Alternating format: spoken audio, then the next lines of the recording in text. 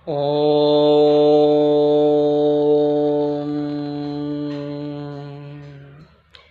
विश्वानि देव सवितर्दुरितानि परासुव यद्भद्रं तन्न आसुव। ॐ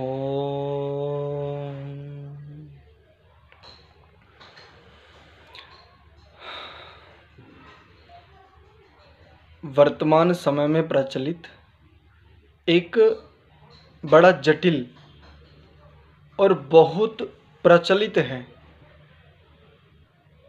शिवलिंग और उसके ऊपर जलाभिषेक अथवा दुग्धाभिषेक या अन्य पदार्थों से भी अभिषेक। शिवलिंग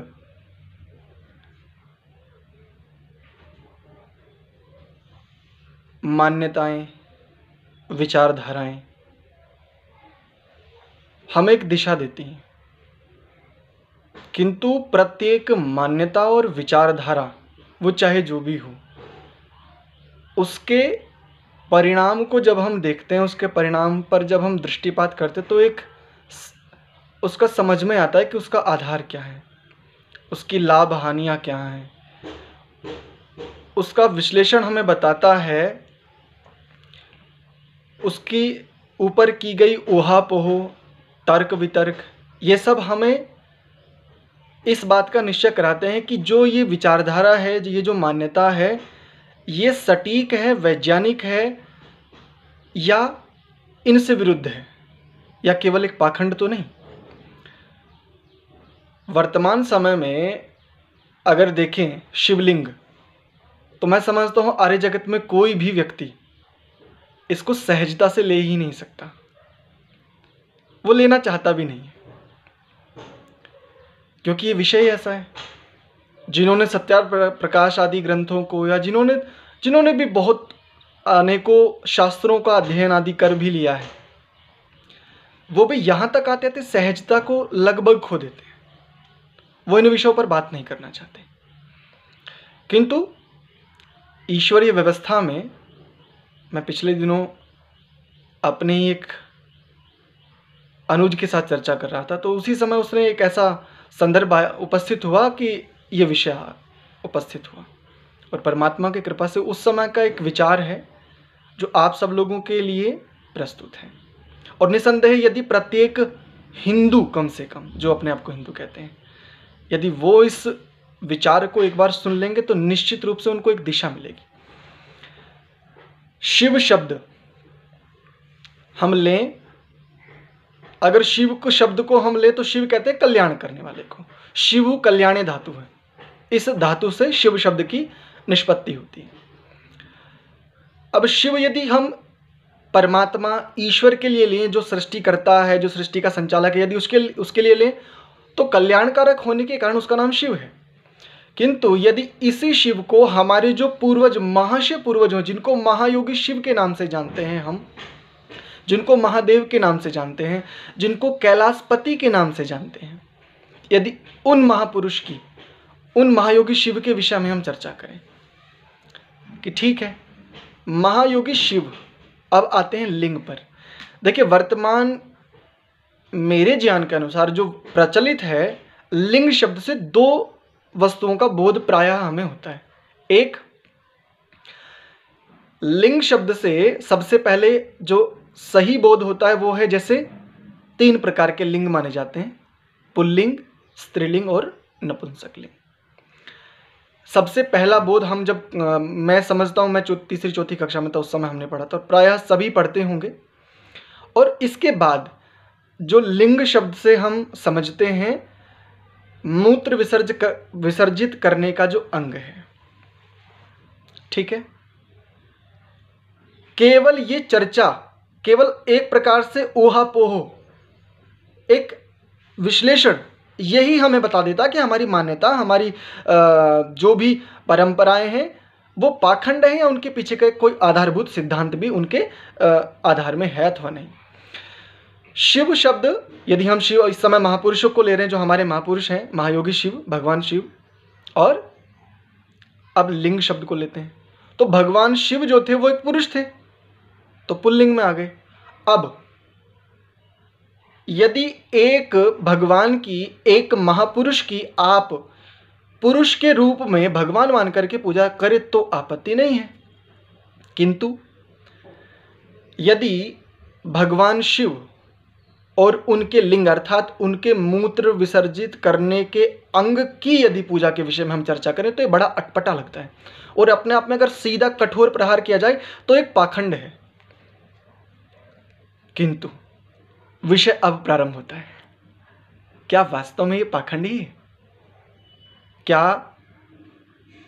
आर्य समाज ने या आर्य समाज से जो भी जुड़ा, जिसने सैद्धांतिक रूप से थोड़ा समझने का प्रयास किया, हमारे पूर्वज ऋषि दयानंद के बाद कुछ लोग हुए जिन्होंने इन चीज़ों को समझने का प्रयास किया, लेकिन उनको अवसर नहीं मिल पाया।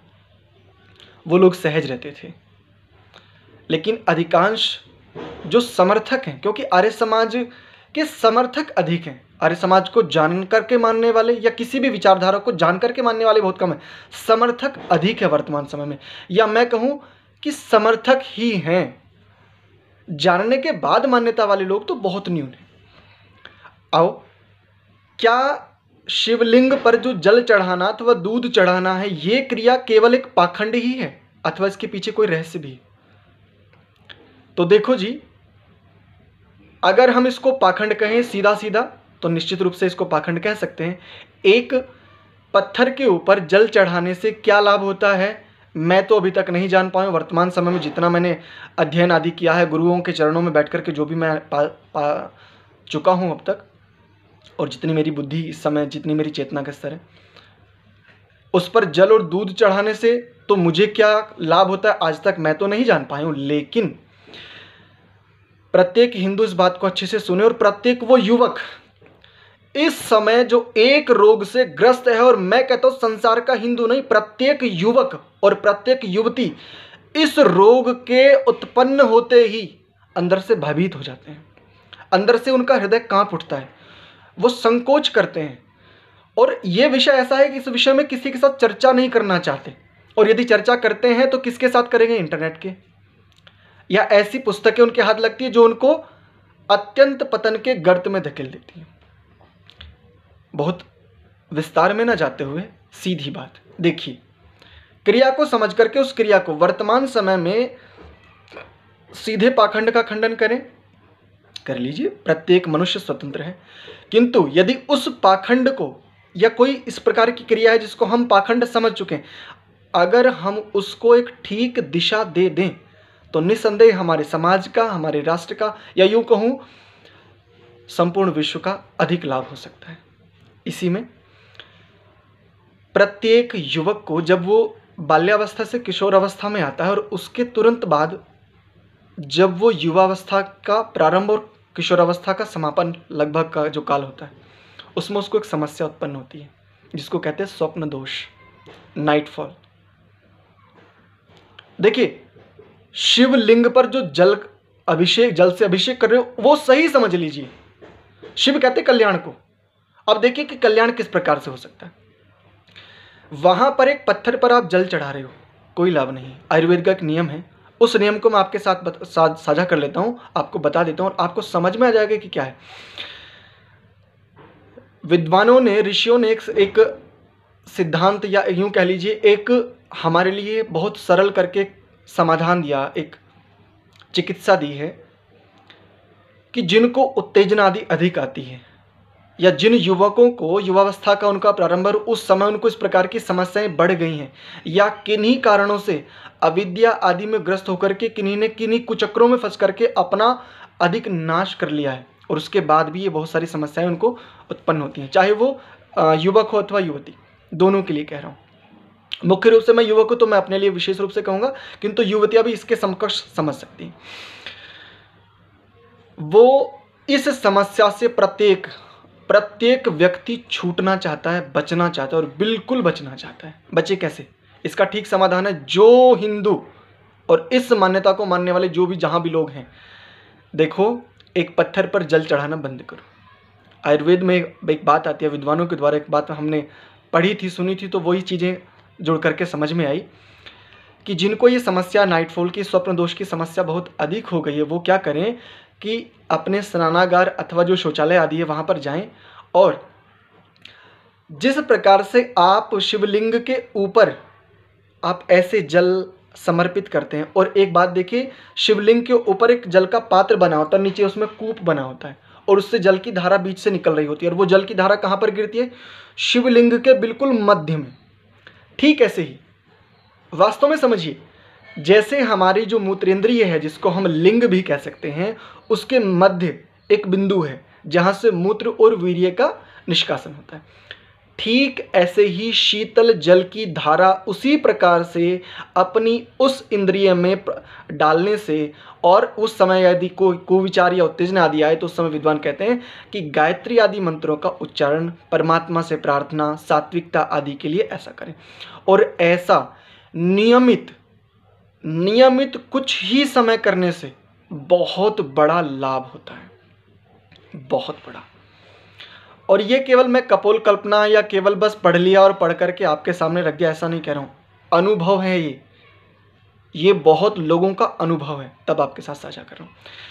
तो यदि वास्तव में शिवलिंग पर आप जलाभिषेक करना चाहते हैं, शिव कल्याण है, अर्थात ऐसी क्रिया का करना जिससे कल्याण हो, उतने अंशों में आप शिवलिंग पर जल चढ़ाना, यानी लिंग पर जल चढ़ाने से कल्याण हो तो सार्थक है। अर्थात इस प्रकार की क्रियाओं को करें तो ठीक है। एक और बात पिछले दिनों चर्चा कर रहे थे देवी जी के साथ, तो उन्होंने कहा कि मैं समझती हूँ कि शिवलिंग जो उस प्रकार की आकृति है जो स्वाभाविक रूप से, अर्थात नदियों से ऊपर चट्टानों से बड़े बड़े पत्थर नीचे आ रहे हैं और जल के द्वारा जिनको उस आकार में काट दिया जाता है, जल के द्वारा स्वाभाविक रूप से, उनका ये कहना था कि मैं इस समय निश्चित किसी सिद्धांत पर नहीं हूँ, किंतु उस ऐसे पत्थर को जहाँ पर उसकी स्थापना आदि हो जाती है और वो जो भी कुछ है उसके पास बैठ कर के ध्यान आदि, या जिसको वो मेडिटेशन भी कहती हैं,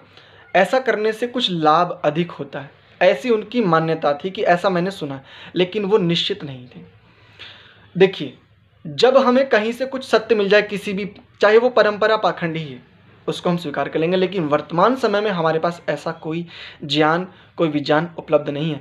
तो आओ आज से जो शिवलिंग पर जल चढ़ा रहे हैं और सोच रहे हैं कल्याण होगा, उससे कल्याण नहीं होगा। अरे भोले भाइयों, अपने ही मूत्रेंद्रिय आदि जिनको ये समस्याएं, और जिनको समस्या नहीं है, ऐसा नहीं है जो रोगी हैं उनके लिए, जो रोगी नहीं भी हैं, जिनको जो ये चाहते हैं कि मेरा ब्रह्मचर्य बल, मेरा बौद्धिक बल, मेरा शारीरिक बल ऐसे बना रहे और बढ़े, क्योंकि सात्विकता से ही ये बल आदि बढ़ते हैं, तो वो स्वस्थ लोग भी कर सकते हैं।